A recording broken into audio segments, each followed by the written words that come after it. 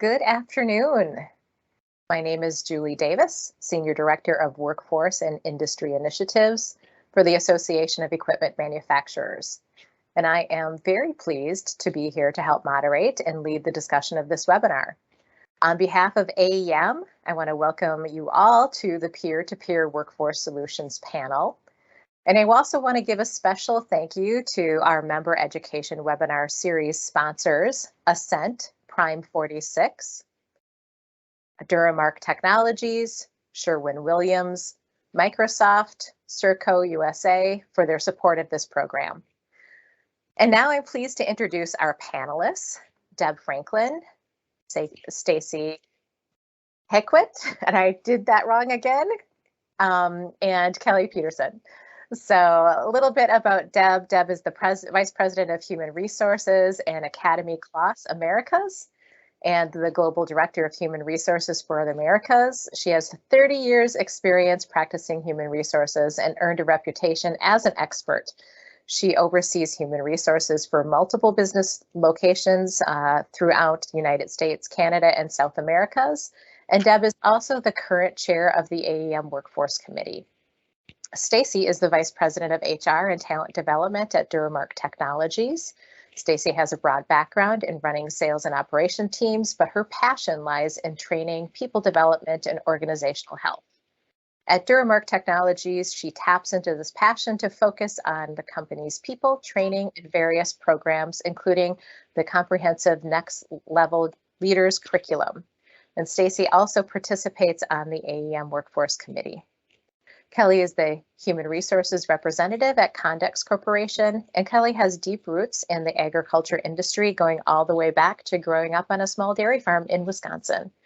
She brings her love of the industry into her role at Condex, where she's responsible for recruiting and retaining associates. Kelly has been part of one of the most innovative workforce outreach companies that I've met, and she is actually one of the first companies that I went to talk about what creative things were happening in workforce development when I started with AEM. So this is a great team joining me today, and all of these women were absolutely top of my mind when I thought about doing this panel. So I want to thank you, first of all, for being here and doing this panel with me. And I know I gave a little bit about your official title and company, but I want to give you an opportunity to add anything that you'd like to add to introduce yourself and just give our audience a little bit more background about your company in case they're not familiar with it. Kelly, I'll go ahead and start with you. Thanks, Julie.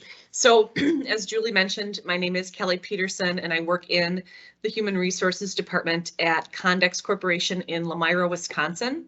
And we manufacture a wide variety of high wear cutting components, primarily for the agriculture and turf care industries. And so we have about 265 employees, and we are about an hour north of Milwaukee in a very rural community. The actual location where we are is only about 2,000 people, and we draw people from Fond du Lac, which is about 42,000 people, and they're about 15 miles north of our location. So we are, our mission is to help feed and fuel the world, and we take great pride in that. And as Julie mentioned, I did grow up on a very small dairy farm, the youngest of 5 girls, no boys. And so we learned at a very young age, you get up and you work, and it's just part of our lives. So now I'm trying to instill some of that hard work ethic into my 2 young children. Thank you, Kelly.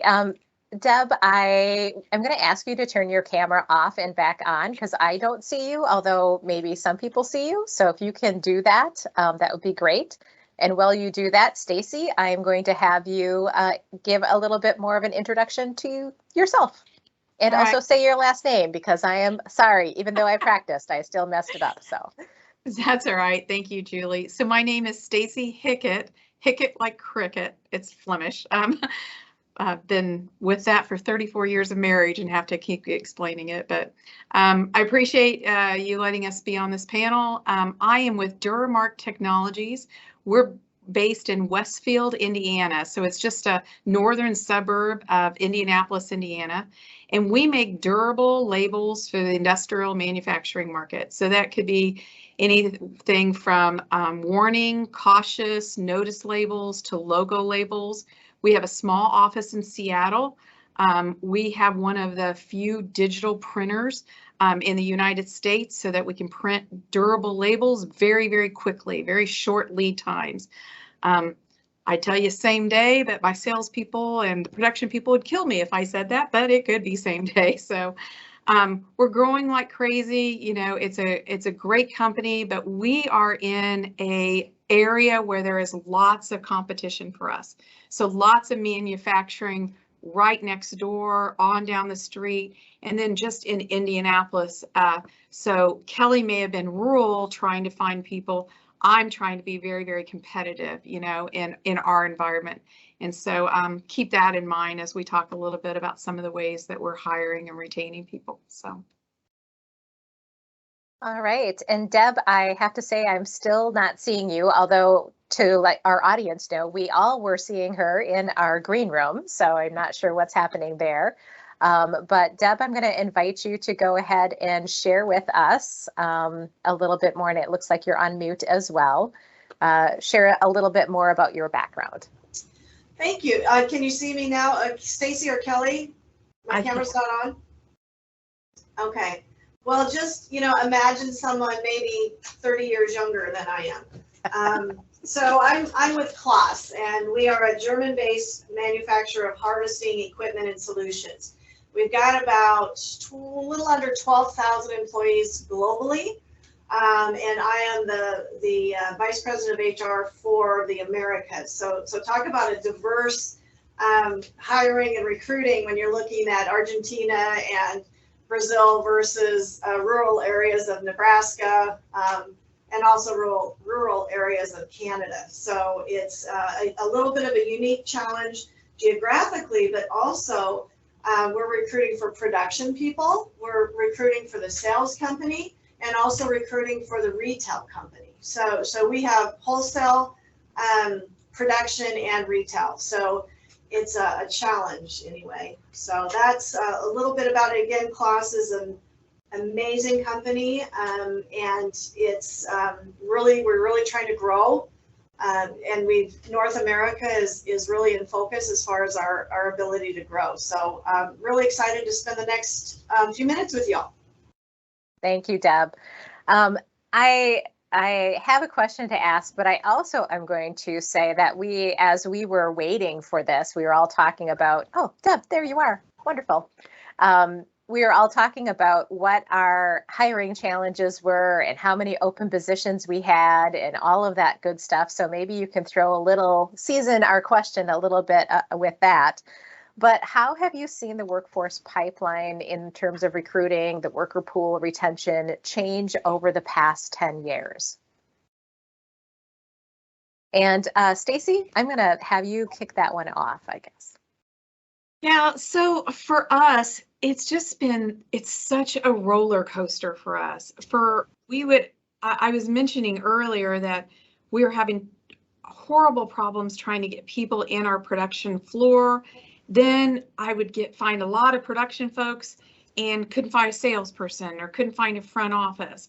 So it's like for us, I've just seen this roller coaster of retention to hiring challenges for production and manufacturing to hiring challenges for front office.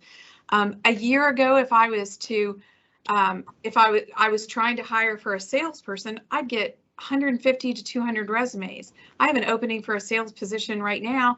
I'm paying for, LinkedIn, doing all these creative things that we'll talk about, not getting hardly anything. And now I've got 5 or 6 people waiting in the wings right now for our production. So it's just been a real roller coaster for us. And, we'll talk here in a few minutes, but it's all about getting creative in retention and creative in hiring. But I've just seen it just even in the last year. It's been amazing to me. So. Thank you. Kelly, how about you? I would say in the last 10 years, probably 8 to 10 years ago, we had quite a few people that had some prior manufacturing experience applying for our jobs. And now it's really more people that have little to no manufacturing experience, and they're changing careers, which can be wonderful. And we definitely are open to that. But then it's kind of starting at a different level as far as training. And so, and also just, you know, the unemployment rate in Wisconsin, like many states, is low right now. And so the pool is, there are less people in the pool. Great. Deb? I would say the most profound thing that actually is not my original statement, but I got from Chris Arnick, who wrote The War for Talent, is the first time in my career, we need employees more than they need us. And I think that really summarizes not only recruiting, but retention in terms of how we address, and I agree with the other panelists that we used to have lines of people, right? And now, you know, we're if you're really good with your retention, sometimes then you have to deal with an aging workforce, and you have to make sure that you have succession plans in place, and you have to have really like not only a vertical ladder, but a horizontal ladder. And that would be one of the differences I've noticed over the last 10 years as we get younger people in, the importance of a visual career path. You know, something that oftentimes you hire all these production people and it's a very flat organization. So it's really important, even if you have a flat organization, to be able to show visually what the opportunities are for people. I didn't do that 15, 20 years ago.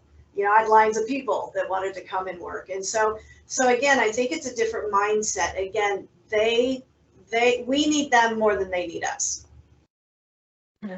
So I think that was the perfect segue to the next question, which really is the heart of everything that we want to talk about today. And that is, what approaches have you been taking to meet those challenges? And let's really talk about that, because that's the struggle, right? How are we getting creative? And Deb, I think I'm just going to have you kick that off. Okay. Well, we've really had to reboot when it comes to recruiting. And what I mean by that is the things that worked in the past aren't necessarily effective. In the old days, I'll call them, years ago, you'd run an ad, and then you'd maybe post on LinkedIn, or maybe you'd put something on Indeed, and then all the bottom feeders would grab your ad and send it out to the world, and then you had lines of people, right? But it's really, again, I have to really emphasize, this isn't just about recruiting, because if you don't simultaneously have a strategy for retention, then you're on a hamster wheel, right? You're just turning people over, and then you have to hire two for every one that you keep. So I've learned over the years how important that retention piece is. I also say it's about leadership development, onboarding. You know, when I very first started, nearly 10 years ago, in our production, we had extremely high turnover. We threw people at problems, and we'd say, oh, we have to get a temporary in here. We have to get a temporary in here. And we had like 50 leased employees. And that was, you know, half of the workforce. And it was just, but what we started with wasn't recruiting, but we started with was a retention strategy and leadership development. And, you know, you can't have, oftentimes you take your best employee and you promote them to a leader and you say, here you go. And, you know, so having, in our leadership development started at the top, where we had an executive group, we had a middle manager group, and we had a young supervisor group. We went through a year-long boot camp to really be better leaders. So those are things that we've done. One thing that really has worked for us recently is we profiled our demographic that we were looking for, particularly in production, ran radio ads, and then we followed it up with direct mail postcards. You know, that sounds a little 80s, but it really, really worked for us. And so sometimes it's ironic that you come full circle, you know, that we did a mailing, and people just aren't used to getting recruiting, postcards in their mailbox. And so secrets out, but that one really, really worked well. I would also say check your rules. And this is something recently that I was just perplexed with, but I had no idea my recruiter was afraid to spend the money. And I've never said no when it comes to recruiting, but when you have an HR department that is very budget oriented and rules oriented, they may not realize that they have the autonomy and the authority to spend if they need to spend, a smart spending, of course, and to be creative. And so I think as a leader, I learned that lesson early on this year that, why aren't we doing these things? And they're like, well, we've spent our budget. And you can't have, an operational issue hold you back from recruiting or retention. So I'll stop and let the other panelists go, but I got a lot of passion about this. Thank you, Deb. That was fantastic. Stacy, I'm going to have you kind of weigh in with some of the creative things that I know you've done. Yeah, that's the key, is we had to get very, very creative here. So some of the things that we did that actually worked for us. So I'm going to speak mainly to our production and manufacturing floor, and that's where we had the most need. I joined a lot of moms groups on Facebook, and I posted out there, hey, do you have a student or a daughter or son that, they might not be interested in a 4-year college university, but they're looking for a career. And I talked a lot about how we're not just a job, it's a career and a career path. I got a lot of interest there, and we actually hired several young students that their moms sent them to us. Did the same thing with all the local high schools, connected with all the counselors, same thing. Do you have young students that are not interested in 4-year traditional degrees, but, just wanted a career? We do a lot of career fairs there. We worked with a lot of our local community colleges, like Ivy Tech has a 1-year manufacturing program. And so we're doing a work study with them, and we've hired several of their folks. The other thing that I do is I go out on my lunch hour, and our team goes out on our lunch hour, and we go to fast food places. Then we watch the hard workers, the people that, are cleaning the tables really well, and they have a great personality. And I just hired a young man from Chick-fil-A just a couple of weeks ago. I walked up to him and said, hey, we're 8 to 5. We've got benefits. I can pay you the same amount. And so for us, we've gone way outside the box and gotten creative. We also put together a very robust employee referral program. We have one gentleman here who now his girlfriend and both of his brothers all work for Duramark. And so for us, it's really just completely thinking outside the box and getting creative. But every one of those incidences, I've hired at least 2 or 3 people doing that. So it was getting very, very creative for us. I have to ask you about your professional development leadership program too, that you had told me about with your summer hires. So tell us a little bit about that, if I may prompt you. Yeah, so one of the things, so it was about April or May of last year, our VP of operations was like, Stacy, I just need warm bodies. Like, we were a little desperate at that point. So again, reached out to moms clubs, things like that, said, hey, do you have, professional students, college university students that want to come and need a summer internship because they weren't finding summer internships. So we brought in some college university students, and actually some of them came back this year, and we did a whole, I tried to make it a positive experience. They were working on the floor. They had a lot to offer. I'll be honest with you, really work with them. But what I did was did a whole professional development all summer. So we did resumes. We did LinkedIn workshops. We did role playing of interviewing and all that. And then the most success I've had was doing a 401k class, which teaching them about 401k, and 90% of the summer interns' parents emailed me and it's like, thank you. I've been trying to tell them this forever. So we just got really creative in what we were trying to do. Thanks. I just love that story with, like really looking at how can we make this a win-win. And I just love that you did that. So, and Kelly, I saved you for last because you have had to be creative forever. And so tell us about what creativity looks like when you look out your door and there's fields and you have to go find people. Yes. So we, as I mentioned, we are in a pretty rural area. And so very much like what Stacy mentioned, like tapping into the high schools has really helped us.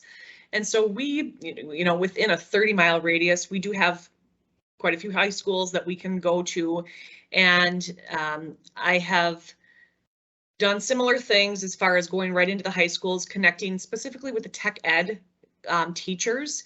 And they are usually very honest with me about, these are my top students. Here's somebody who maybe doesn't get the best grades, but he's awesome at welding, or he really just needs an opportunity. And we have hired so many students from that, whether it was from, right in our own backyard, Lemira High School, but other surrounding high schools, and that has worked out really well for us. So I also, as far as what Deb said, is just turning over so many rocks. I mean, we've had to do a lot of things to creatively fill the positions.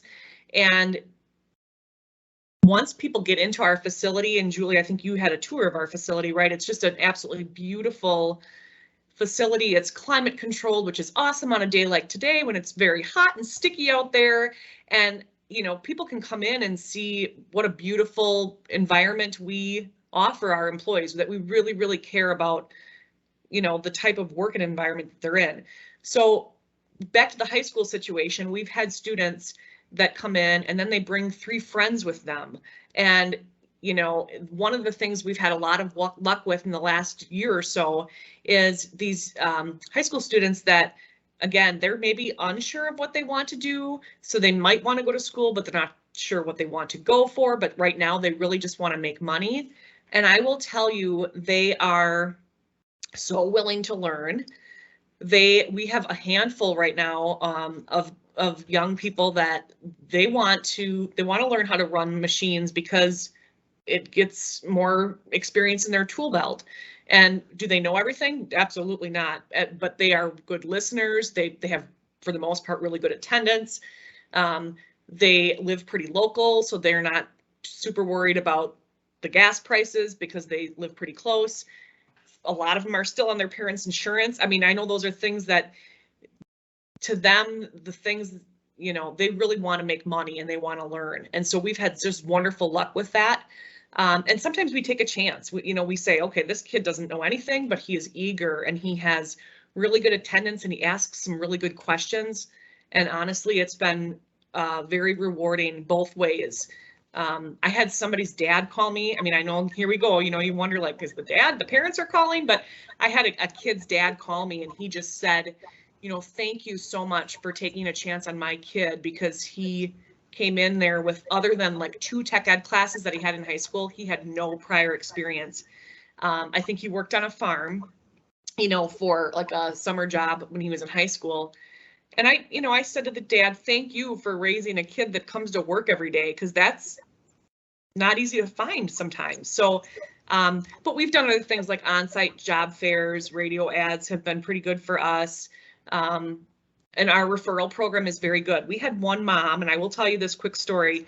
She's a single mom, lives in Lemira. She's been at Condex for 5 years in a packaging position, so not a highly skilled position, but she has wonderful attendance. She has 2 teenage boys at home.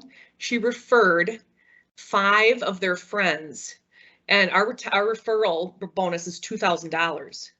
So for that single mom, she got 10 grand, and like that, and those are, she's referred some awesome people. And that is like, that's kind of what this is all about, So for all of the days that are really, really hard, and the people that stop showing up after their lunch break, and the people that don't show up for their interview, or they work 3 days and then they go take the job down the road. I think about that single mom, you know, and that's what I have to keep reminding myself of all the time. That's great. And I know we've touched a little bit on retention, but Kelly, I'm going to bounce this back to you. You had shared with me when we were talking probably 3-4 months ago that, you know, again, like everybody has mentioned, you're getting this new crop of people coming in that don't have a production background. Maybe they're changing lanes professionally or in their career and they're trying out manufacturing. And you saw some turnover happening after you hired them, and then you got really creative to kind of address that. So can you tell us a little bit about your new onboarding process that you kind of put together and what that has done? Yes, the touch base meetings. Yes. I think that's what you're talking about. Yes. So actually, yeah, we've been doing, I've been doing touch base meetings now for a couple of years. And what that is I meet with every new associate, no matter what their position, whether they are entry level or an executive. I meet with every new employee once they've been there for 2 weeks, 2 months, and 6 months. And I ask very specific questions at each of those meetings, different questions each time. And at the 2-week meeting, it's things like, have people made you feel welcome? You know, how has your training been going? Are you comfortable asking questions? Do you feel like there's anything we could do to improve our orientation or onboarding process? Why did you apply at Condex to begin with, especially now, right? They could go work anywhere. And we are in a very, I can't remember, Deb or Stacy, which one of you mentioned, it's the area that we're in is highly saturated with manufacturing companies. And so they could work anywhere. So why are they working here? What gets you to come to work every day? And I've told them, every person I've met with, if you feel like this is not for you for whatever reason, or if something's going wrong on the shop floor, please come and talk to me before you walk out the door. You know, now some people do and some people don't. I'm not expecting this is going to, you know, solve all of the problems, but it has made a big difference with just getting ahead of some of the issues. So an example is out of these touch base meetings, people were telling me the training in our assembly department, which is pretty manual, building sickle sections for combines, the training was lacking. And so we really took that to heart and we started a train the trainer program. And now we have over 70 of our employees that have gone through that train the trainer program. So we really are listening to people, and I'm so proud to say that we have hired a brand new position for the organization, a training coordinator. And that was desperately needed. It's a new position at the company. And so we're, you know, I'm taking the things that people are saying to heart and going to Keith Johnson, our president, and saying, are these things we can do? Or, you know, we're not gonna be able to do all of it, but it's been a big game changer. I will tell you, it is time consuming. It's pretty time consuming. And I do all of those conversations myself, but it's also worth every minute of it because you also get to know things about the person if they're struggling with things outside of work and do they need some additional assistance and things like that. So it's I would strongly encourage you, if any of you have the time to do that, it's definitely worth it from a retention standpoint. Thank you. Deb and Stacy, both of you have touched on retention briefly, but I am going to throw that out to you again.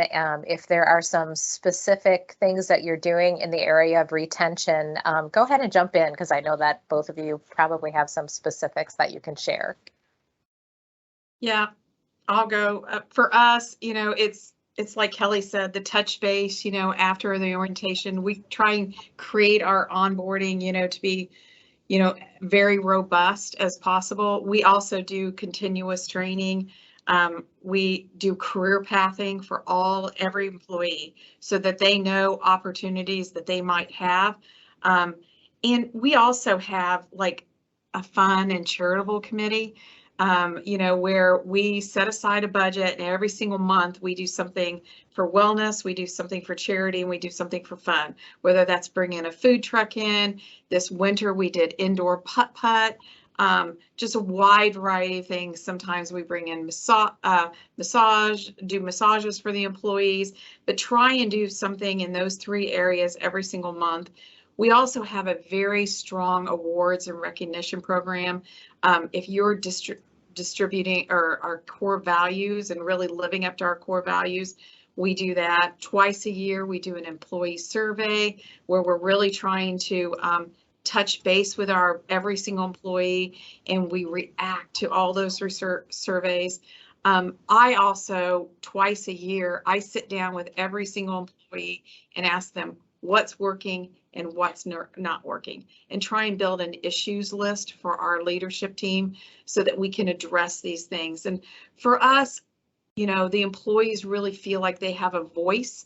And so when I do touch base, or I'll do stay interviews, if we think that we have employees that are on the fence or looking, like with Kelly, I say, come talk to me first, do a lot of stay interviews, things like that. So that's really helped our retention, you know, a lot of those things over the last couple of years for us. And That's great. I would love to emphasize everything that Stacy and Kelly are saying, and I hope everyone is getting ideas, because I see, I've been in their shoes as far as those size of companies, and there may be larger companies going, oh right, our HR people don't have time to do that, or we don't have the people to do that, but what they're doing is making really investments in the workforce and affecting retention. But I picked up on what Stacy was saying too about going out to the fast food places, and really we really need to look at recruiters as sales, and we need to look at it as a sales process, look at it as a funnel. And for every hire, how many people do you need to interview? How many people do you need to touch? How many people in the community do you need to get into your sales funnel? And to be able to track that out and know how long it takes to hire certain positions. And it's really a sales function. So again, I would encourage companies to kind of look at what are their recruiters like, and are they salespeople, or are they someone who's junior right out of college and they're a people person and this is their very first job, and is that the right person that you need to recruit for your organization? So I also share, we do a lot of the same things on the retention side. I do want to kind of go back a little bit to, I guess, I don't know if I'd call this recruiting retention, but really Kelly and Stacy are spot on with the relationships with the students, getting students in. We robustly celebrate Manufacturing Month, but this year we've always focused on the students for Manufacturing Month, and let's get kids in and let's have activities for them. And this year the light came on and we said, oh my gosh, we need to be recognizing our own employees for Manufacturing Month. So every week we had a surprise for the employees and just did something super cool and super fun for them, whatever that was. So those kinds of things are important. I agree. I think it was Stacy, and I got to get a hold of Stacy after this, because I only have career pathing for one position and she's got everyone done. So again, I think that is something really, really critical for our workforce.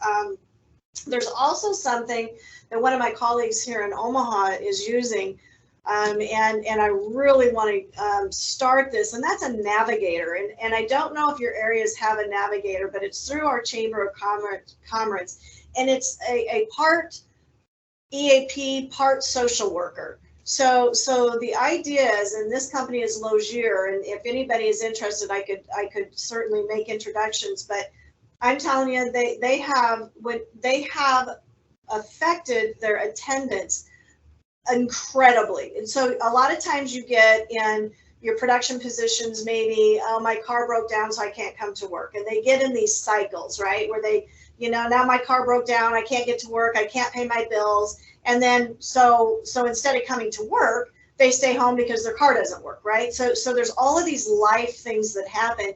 And maybe we all know how to navigate those things, but there are people out there that do not have those navigation skills. They do not know where to get resources, how to get resources, how to deal with life and the life things that come up. And so this is someone who comes on site. You could do it 1 day a week, or you could do it 5 days a week, just depending upon your budget. So The Omaha Chamber has really backed this program. And so again, I don't know if it's available in all these cities, but I think it's really good. Probably one of my favorites is the Educator Interns. And, you know, we always talk about we've got to get to the parents and we've got to get to the teachers. So one of the things that we have is in the summer, teachers, they get a stipend and then they come and they spend an entire week in our organization. So they go to all the different functional areas, different departments, and really learn what jobs are out there in the real world. So instead of maybe taking the summer off, they will come and spend at least a week in our organization. And that has really been effective because the teachers, if you could get the teachers out of the classrooms and into the business world, they can really wrap their heads around what jobs are available and really champion industry for the student. So I really do like that. The other thing that we do, and I don't know if I want to call it recruiting or retention, but I'm a big believer in apprenticeship programs. Big believer. But see, there's a difference between fill the seats, right? Get every seat on the bus filled, and then what does your strategic long-term pipeline look like? And so for apprentices, that's our long-term pipeline. That is our, you know, we have 2 programs, Department of Labor, and then we also have the German American ICAT program, which is a 3-year program, associate's degree. We pay for all their college, their books, everything. And that we have found really a lot of success with those kind of programs. And we're taking the Department of Labor one is that young, the kid, right, just as Kelly was talking, the kid right out of high school, doesn't really know what he wants to do or she wants to do, get him in this 18-month program, they get college credits and you know, everything's great. The other program is a 3-year program, associate's degree. This is where we're getting the best of our employees and we're developing them into, they get a global certificate. So they could go to Germany, they could go to Russia, they could go to, well, probably not Russia now, but they could go to Hungary, they can go to China, go to all these different countries, and it's the same global recognized certification. So will they? Maybe not, but can they? Yes, and that's cool because they view that as development in them. So again, I think a mixture of what all 3 of us are saying to me is that key is to pluck out what are the short-term things that you need to do now to get people, what are the mid-term things that you need to get your pipeline filled, and what are the long-term things that you need for workforce. And that's, you know, including your aging workforce, your succession planning, you know, all of that should be in your long-term plan. So awesome. Don't know if I answered that how you wanted me to, but that's no, I think that I hope that what the audience is taking is that everybody has to be creative and have multiple, there's no easy button. It's a million different things that come together to make this happen. I have one last question, and we're just in the last few minutes here. So I'm going to give you each an opportunity to answer this. And that really key question is, what is the one piece of advice that you would give companies as they try to kind of meet those workforce needs? And just answer briefly because we only have a couple of minutes left. But Stacy, I'm going to start with you and have you give us one piece of advice. One. As you said, it's getting creative. You know, just one example, I guess I can't give, you know, I gave a lot of examples like moms groups and all that. A couple things that I missed was, you know, we make labels. So we have pre-masking and we have kitting.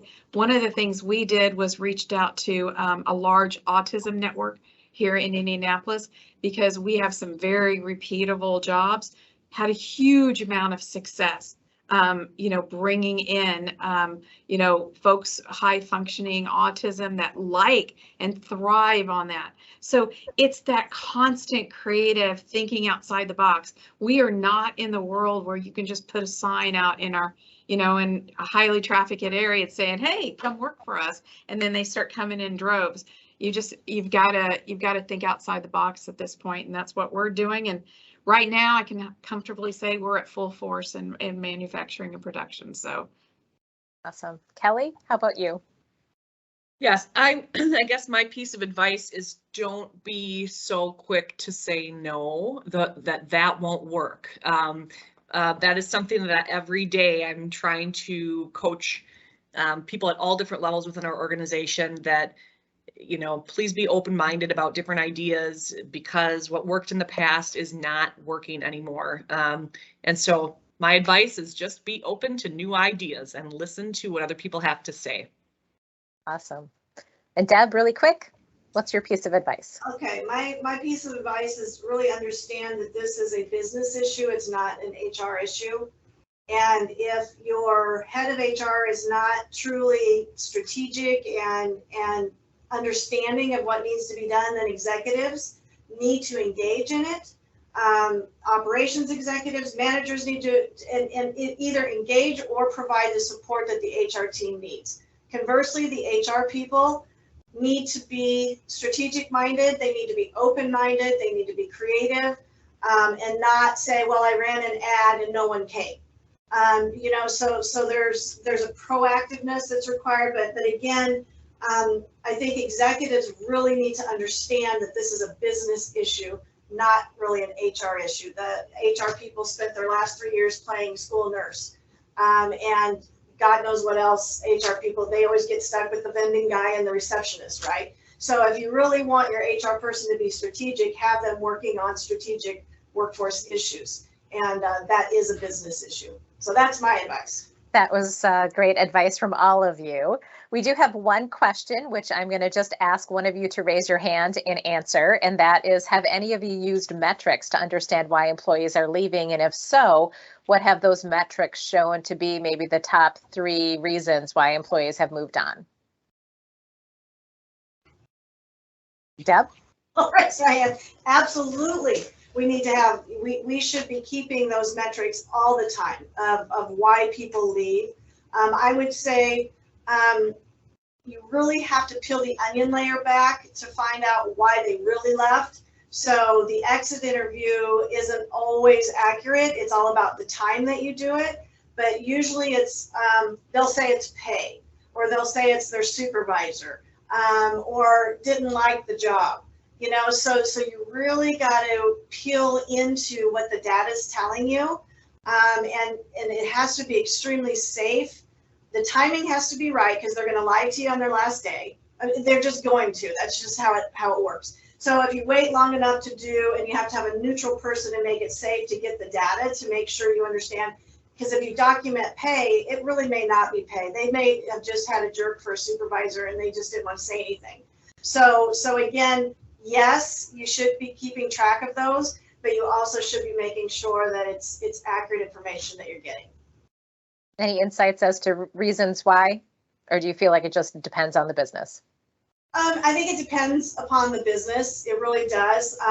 You know, our sales company has different reasons for leaving than our retail. Our retail company, the trend is it's managers and management behavior, lack of consistency. That's in our one of our retail companies. Our production company is probably more pay, you know, and our sales company is more, you know, we have John Deere on one side of the state and we have Case New Holland on the other side of the state. And so sometimes our competitors come in and buy people, and that's a tough challenge. Awesome. All right. Well, Kelly, Deb, and Stacy, thank you so much for sharing your expertise and research with us today. And I really hope all of you joining us see the value that this offered to you as a member. And I also want to thank those of you who participated. Please visit the events page on our website for the full lineup of our 2022 webinars. And for more workforce ideas and case studies, also invite you to visit the AEM Workforce Solutions Toolkit, or you can feel free to contact me. I get to chat with these wonderful people all the time. And if I don't know the answer, sometimes I can connect you to these people who know. So right now we're going to put up 2 brief session evaluation questions in the chat. And if your chat box is not already up, go ahead and open that right now. It takes less than a minute to fill those out. And our education and content team values and uses the feedback to plan future programming. So again, thank you to our sponsors, Ascent, Prime 46, Duramark Technologies, Sherwin-Williams, Microsoft, and Serco USA. And that completes today's program. We wish you a safe and pleasant day. And thank you to our panelists again. It was so great. Thank you so much.